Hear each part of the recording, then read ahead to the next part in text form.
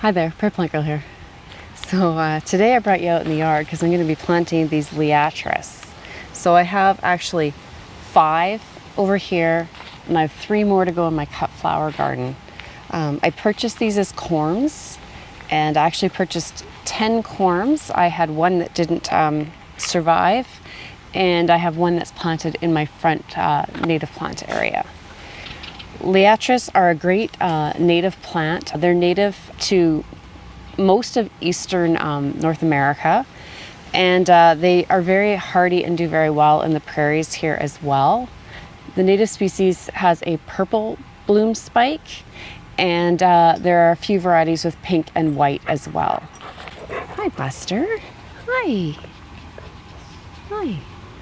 So the varieties that I have some that are purple and some that are white, and that's what I wanted. I already have a few growing in my flower bed just off to my left here. They have a white bloom stalk, if I remember correctly. Liatris comes as a corm, or you might buy it at the nursery as a potted plant. If you get it as a corm, it's good to plant it in the spring and plant it as soon as you can. So I actually received these as corms, I think early May, and I planted them up into these small pots, and they've been growing like that for a while. So I really need to get them into the ground and let them move on with their lives here. Liatris are a fairly drought tolerant plant, but they can also be used in rain gardens. So they're very versatile. I've never tried it in a rain garden. I don't have a space that stays wet like that. But we are very dry here in Saskatchewan, Canada. And through most of July and August, we don't really get any amount of rain at all. So I found that Liatris has done really well for me in those conditions. We do have really heavy clay, so when we do get moisture, it holds the moisture, and they handle that, because those can be tough conditions for plants. A lot of plants that are drought tolerant want very free draining soil, and ours is not. So these plants get usually around 3 to 4 feet tall. And that includes the spike. They'll build this basal clump of really grassy foliage, which is very attractive just on its own. And then they get a tall flower spike, and they'll spread usually from about 1 foot to 1.5 feet wide. They're hardy from, I believe, zones 3 to 8. So a lot of us can grow them. And they're easy to plant, even in my clay soil. They only need to be planted about 3 inches deep. It's good to kind of work the soil a little bit deeper, especially in heavy soil, but 3 inches deep is as far as you need to go for these plants, which makes them really easy to plant. And you space them about 5 inches apart to give them that space that they need. Let's get these 5 over here in the ground, and then I'll go over and get the 3 that I have in the cut flower garden. Now, when I got these, the corms looked different. So some looked kind of a yellowish white color and some looked kind of a rosy purpley color. So I separated them that way, and I'm hoping that I have all purple over here and white over in my cut flower garden. But time will tell if that was accurate or not. So over here I have a daylily, and then a large patch of rudbeckia and some spurge. And this is, I think, old daffodil foliage. So I'm just waiting to dry back, and this is a weed. So I think this foliage here is nice and low to the ground. So it's a little bit thinner, and it has almost like a stripe to it. I don't know if you can see that. So it's a little bit different than the daylily foliage, and it'll really stand out against the rudbeckia and the spurge. And I thought the spikes would be a nice contrast to the flowers that we have over here already, because the rudbeckia is kind of a traditional daisy kind of flower, and then the daylily is kind of like a lily flower almost. So that'll really give some different looks in here with these. And I'm just going to kind of space them out. Like I said, they don't need a huge amount of spacing. So I'm just going to make just kind of a little clump of them there. And they'll come back year after year for me.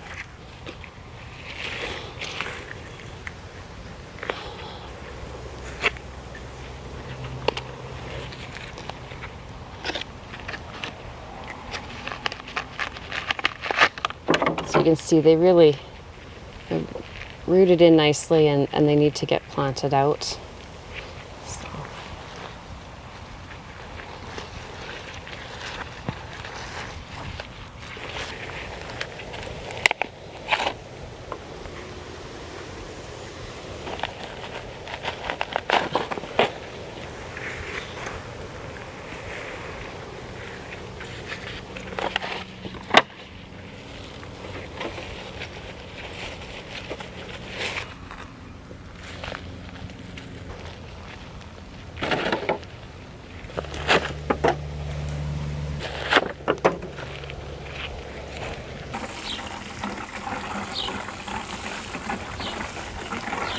I think this little clump will look really nice as it grows up in here and fills in this space.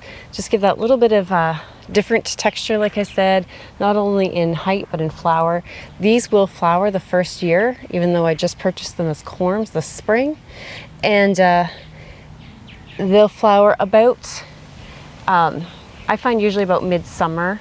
They'll start to flower and go right through till fall. They work really well in cut flower bouquets too. It's nice to have some spiky element in a bouquet, and these can provide that for you. Let's go over and get what I believe are the white Liatris planted, and then I'll finally have these beautiful plants in the ground so they can do what they're supposed to do.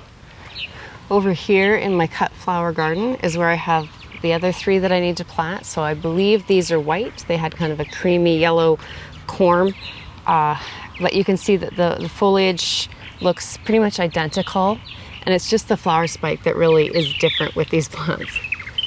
Oh, the purple martins are going crazy right now, so sorry if they're a little distracting with all their chirping. So right in this area, so these will be one of the few perennials that I have in this space. I've planted a lot of annuals, but I do also have some sugar buzz grape gumball bean balm right over here. They have a great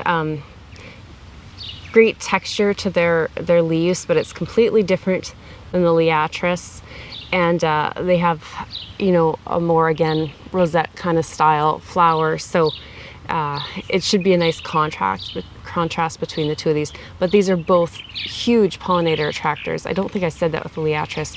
Butterflies, birds, all sorts of pollinators.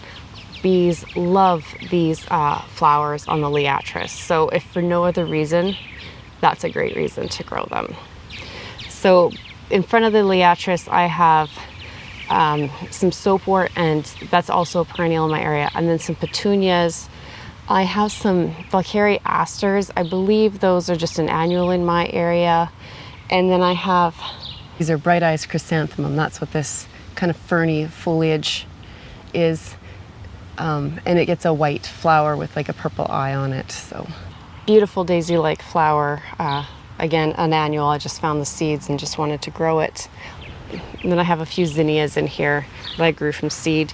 There might be a couple of sunflowers. Yeah, I think there's a few dwarf sunflowers tucked in here as well. So this little area has lots of different foliages, textures, lots of different flower looks to it, and it should be a really fun space. And just to get a couple of these Liatris in here, just to start with some perennial plants that, like I said, make good cut flowers. I think this is a nice addition here. Because I built this bed this year and I just flipped the sod, I cut the sod up in chunks and flipped it over. Oh, this was starting to root into the ground here. It's been sitting here so long. And then I just put like old flyers and newspaper down and wet it down, and then put compost or triple mix on top. So I'm going to use my bulb planter because I find once you hit that paper, it can be difficult. And if you hit into the upturned sod, it can also be difficult to cut through nicely with the trowel. But again, it's nice because you don't need to go very deep with these. So yeah, look at the roots coming out. I've had these sitting on the ground here, and they had started to root right in. Oh, these are even, this has even more roots on it than the others that I just planted did. It's a little damper over in this area.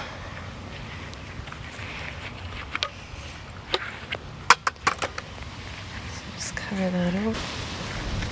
So I live in Zone 3, Saskatchewan, Canada, and I have found Liatris to be very hardy in my area, come back reliably, and be a great plant in the garden to have. So if you're looking for plants that are tough, you can take various conditions. This is certainly one of them.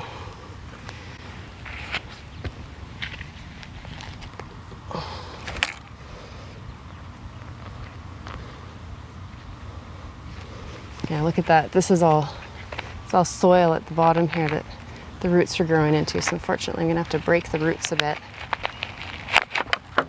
But I think being that these plants are so tough, I think it'll be fine with that. But ideally, you get these planted as soon as you can. And this one's actually buried down. It kept blowing over, so I kind of buried it down in the mulch here.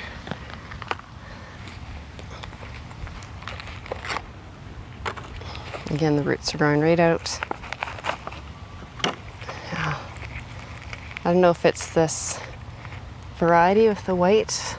They seem to be a lot stronger. If it was just they're getting more sun over here and more moisture, and that's probably what's making them grow so well in this area. But Liatris are very adaptable. They prefer full sun. They prefer a medium moisture, but they'll handle drought, they'll handle wet spaces, and they'll handle part sun. So I'll be watering these. I'll make sure they're getting at least a quarter inch of rain or inch of water, a little bit more for the next month or so, just to make sure that they really get their roots settled in, really get established. And then I won't really be worried about hitting these with water unless they're really getting droopy and we're getting a lot of drought. So that's one of the great things about these plants. They're pretty tough plants and will grow almost anywhere for you, but they're not invasive. They're not going to spread out all over the place and have to be divided all the time. You really don't need to worry about dividing them. I've had some in other gardens for years. I've never had to divide them. So yeah, I would highly recommend getting your hands on some of these if you live in zones 3 to 8 and are looking for a nice spiky plant that will attract pollinators. An interesting note maybe is that the Liatris is actually part of the aster family, but a completely different looking bloom. Those spikes of individual blooms on them. So I think that's kind of neat that they're actually part of that aster family, but they look just completely different. So thanks for watching, and we'll see you next time. Bye.